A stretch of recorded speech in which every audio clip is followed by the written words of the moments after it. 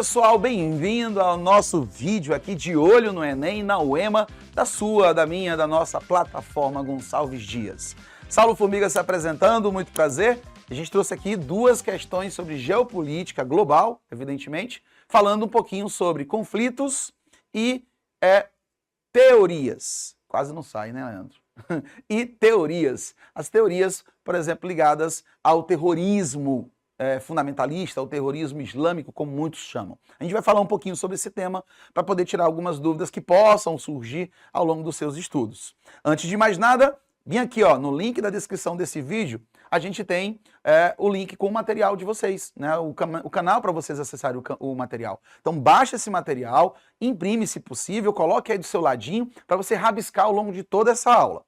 Isso aqui, evidentemente, é a sua plataforma Gonçalves Dias. Se você não conhece, se é seu primeiro vídeo, seja bem-vindo. Já se inscreve no nosso canal para dar aquela moral e também ativa aí o sininho das notificações para que você sempre esteja atualizado. Não tem só geografia não, viu? Tem tudo que você imaginar aqui e mais um pouco. Sempre de olho é a Secretaria de Estado da Educação, é o governo do Estado do Maranhão, sempre de olho no que é de melhor para você, na preparação para que você chegue ao teu famoso sonho da universidade. Então, sem mais delongas, vamos para o vídeo, né? Primeira questão do dia, conflito armado entre Rússia e Ucrânia. Peraí, para tudo. Gente, é um dos temas mais atuais que a gente tem no mundo, né? Fora a questão climática que está batendo na porta. Mas os conflitos entre a Ucrânia e a Rússia, entre a Síria, por exemplo, que envolve a Rússia e os Estados Unidos, entre o Afeganistão e a figura, por exemplo, do Talibã, entre outros tantos conflitos que existem mundo afora. Sobretudo os conflitos africanos, que nem pauta nos jornais acaba tendo. Então veja, a gente tem muitas zonas de tensão. Então tome muito cuidado quando se fala da Ucrânia e da Rússia, porque ela tem aparecido nos vestibulares, ela tem aparecido no Enem com muita recorrência, tá? Então tome cuidado e tome nota. Vamos para ela. O conflito armado entre Rússia e Ucrânia, iniciado com a anexação da Península da Crimeia pela Rússia em março de 2014 e fortemente agravado com a invasão russa ao território da Ucrânia em fevereiro de 2022, tem reavivado o debate sobre conceitos clássicos da geopolítica, principalmente a teoria do Heartland, do geógrafo inglês Halford John Mackinder, 1861 a 1947. Com base nas questões territoriais, olha o comando da questão, com base nas questões territoriais da guerra da Rússia e Ucrânia e no legado da teoria do Heartland, assinale a afirmação correta. Letra A. Percebam, gente, eu acho que a primeira coisa, sem dúvida, que a gente precisa tocar é sobre este termo, né? O Heartland. É como se eu estivesse falando da terra do coração. Por que terra do coração? Porque esse termo, ele se refere ao território mais importante para ser conquistado, se você quiser conquistar a geopolítica, o domínio global. Então é aquele lugarzinho que é fundamental para qualquer país que quer se constituir como um império de escala global. Então pensa assim, o Império Romano é tido como o maior império de todos os tempos. E ele ia do oeste ao leste, não é verdade? Então já pega essa dica, porque é aí que está, portanto, o grande valor. Se você pegar bem a relação romana, depois a relação persa, a relação, por exemplo, otomana, a relação chinesa da atualidade, você, por acaso, já ouviu falar da nova Rota da Seda? Pensa comigo. A Rota da Seda do passado você lembra, né? Você lembra também do Caminho das Índias. Você lembra que o Caminho das Índias Orientais trouxe muita riqueza para quem o dominava, inclusive para próprio Portugal.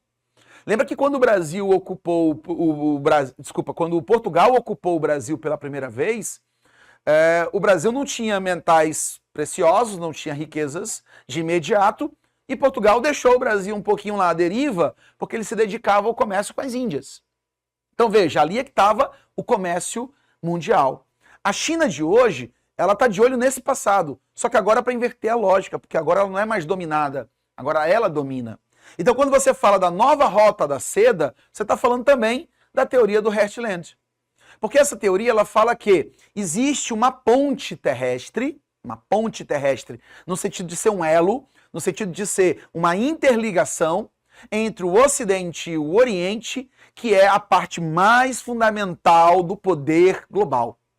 Essa região, inclusive, passa ali pela Síria, passa ali pelo Oriente Médio e vai desaguar na Ásia, conectando Ásia, Europa, Oriente Médio e, evidentemente, com a ponte para a África, porque o Oriente Médio também cai sobre a África. Então eu tenho uma tríplice relação que estabelece a maior rota comercial, portanto, continental. Quem domina essa região domina as trocas comerciais e, com isso, tem o poder geopolítico. Então, de olho nisso, vamos para as alternativas. Configura-se como uma região abundante em recursos naturais e de elevado potencial agrícola, cuja planície euroasiática constitui um extenso eixo de ligação entre Europa, Ásia e Oriente Médio, de modo que a projeção do poder russo sobre a Ucrânia reaviva a teoria que ilumina o debate sobre o conflito e sobre as intenções e estratégias geopolíticas da expansão russa. Percebam, a gente falou sobre o conector de oeste e leste, mas a pergunta é sobre a luz da discussão da Rússia com a Ucrânia. Então a primeira pergunta que você vai fazer é o seguinte: por que a Rússia ocupa a Ucrânia? Qual é a premissa que faz Vladimir Putin decidir expandir seus territórios, expandir sua zona de influência? E quando você pensa na influência russa, você sempre pensa para o oeste, em direção, portanto, ao Oriente Médio e em direção, portanto, à Europa. O que Putin quer, exatamente, estabelecer relações de trocas. Você percebe isso quando você vai lá na história de 2014 e vê a ocupação da Crimeia. Com a vinculação da Crimeia, que é uma ilha que fica ao sul da Ucrânia, que tem portos de mar que não congelam em nenhum momento do ano e que dá acesso, inclusive, à Europa, porque tem uma rota para o Mediterrâneo. Então, veja, eu tenho ali um conector, embora não territorial, mas sim aquático, aquaviário, para o comércio entre Ásia e Europa. Então isso fortalece o poder econômico russo e isso fortalece o poder político russo.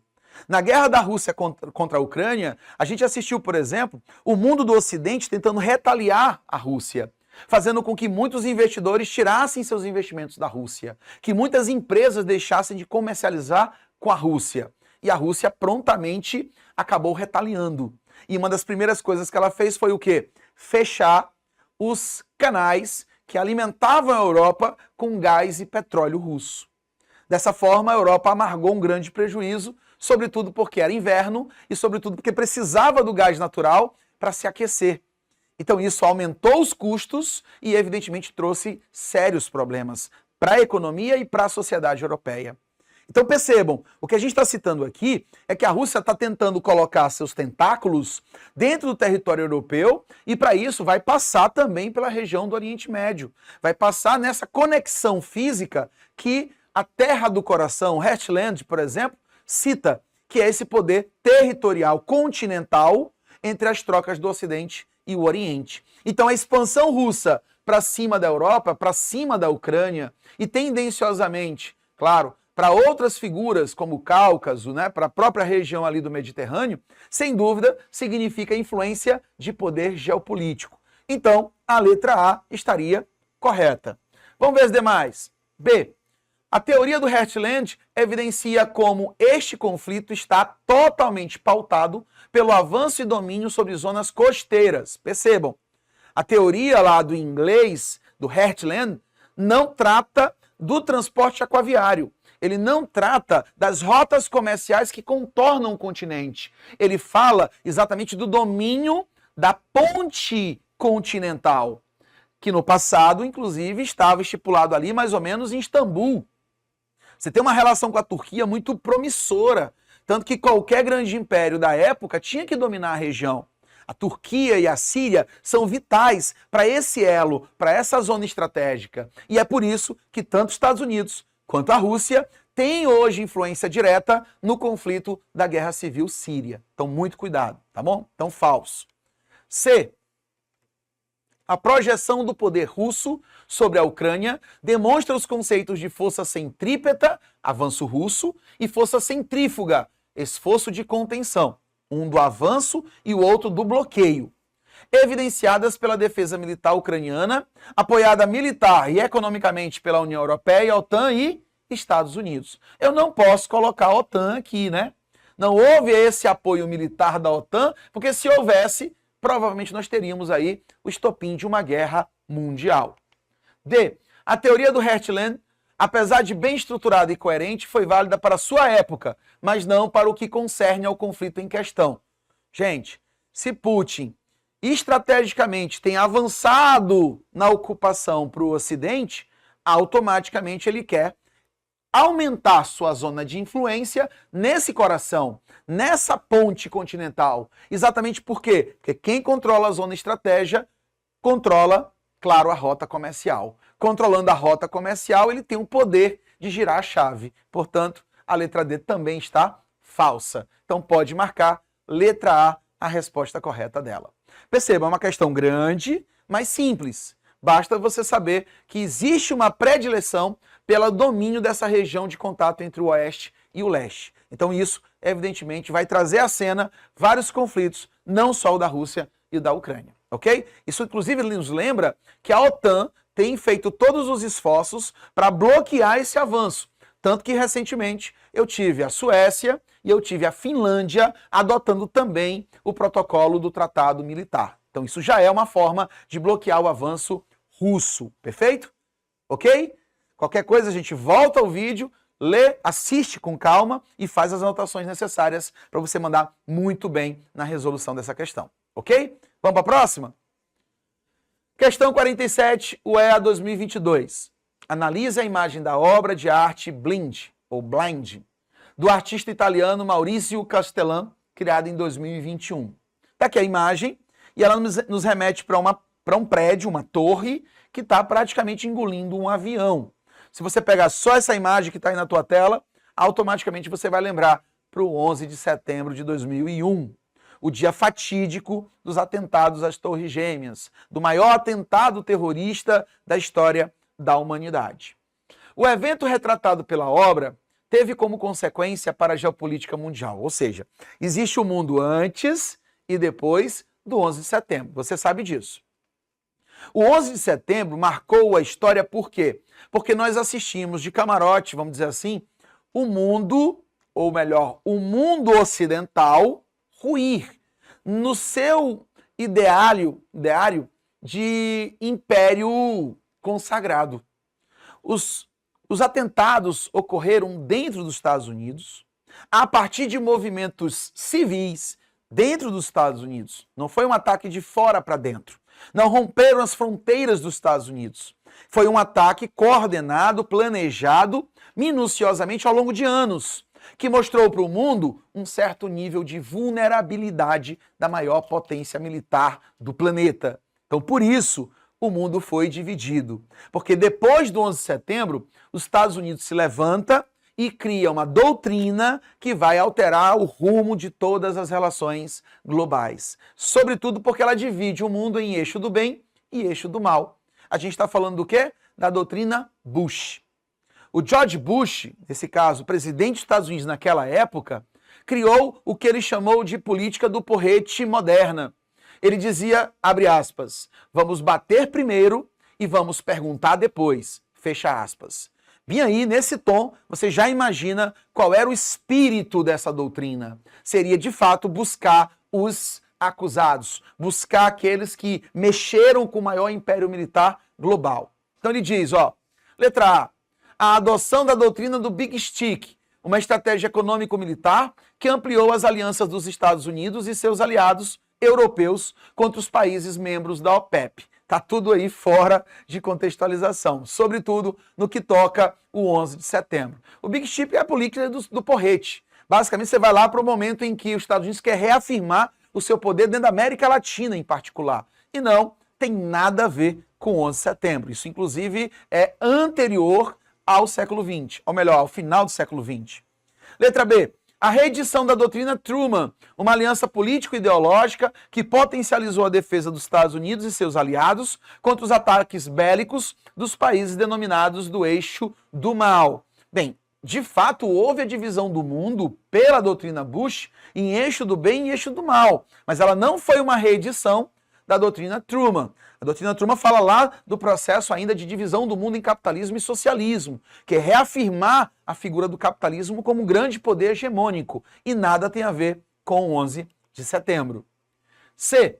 A replicação da doutrina Roosevelt, uma medida de restrição financeira que bloqueou as transações de capitais dos grupos terroristas no mercado internacional. Na verdade, os Estados Unidos não sabia nem o que fazer, tão logo as Torres Gêmeas estavam ruindo.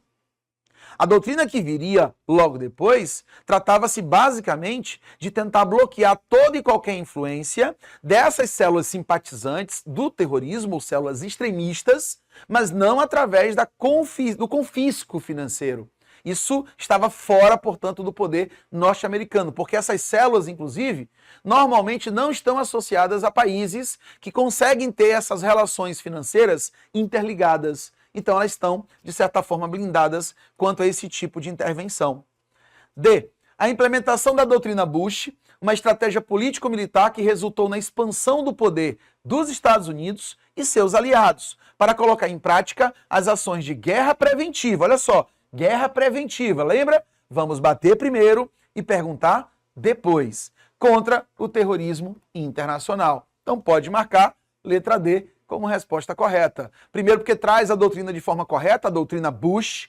Foi uma nova doutrina para um novo momento vivido pelos Estados Unidos e pelo mundo. E, evidentemente, coloca aqui os Estados Unidos e seus aliados como os xerifes globais. Eles é que passam a definir quem é o eixo do bem e que, portanto, merece alianças, e quem é do eixo do mal e, portanto, precisa de retaliações, incluindo retaliações econômico-comerciais. E letra E, a recuperação da doutrina Moore, também no mesmo jeito daquela outra alternativa que fala sobre a doutrina Truman, ela está fora de contexto, tá? Está fora do corte temporal. Portanto, somente a letra D responde a questão. Olha só, close aqui em mim, gente, olha só. Vai estudar sobre terrorismo, não esquece. Esse terrorismo do século XX para o século XXI é completamente diferente do terrorismo do século XX. Esse que nasce em 2001, né, com o nascimento do século XXI, ele é vinculado de uma forma pejorativa ao terrorismo religioso. Há uma ligação que é um tanto tendenciosa com a relação islâmica, e tanto que se cria a tal da islamofobia. Isso é uma visão pejorativa, gente, por favor, porque na verdade o islamismo e o terrorismo não têm uma essência correlata. O que acontece é que existem movimentos dentro do islamismo que veem com olhos extremamente resistentes e radicais a figura, a interferência do Ocidente nas questões culturais e políticas do Oriente. Então eles não permitem essa intervenção e não são favoráveis a esses alinhamentos culturais. Então eles acabam resistindo. E dessa resistência vem ações extremistas que, claro, a gente vai combater e vai tentar estipar, né, das relações globais. Portanto, somente a letra D, falando sobre fundamentalismo islâmico, falando sobre ideias extremistas e sobre choque cultural, tá? Não esquece, choque cultural. Beleza? Eu fico por aqui. Até o nosso próximo vídeo. Tchau!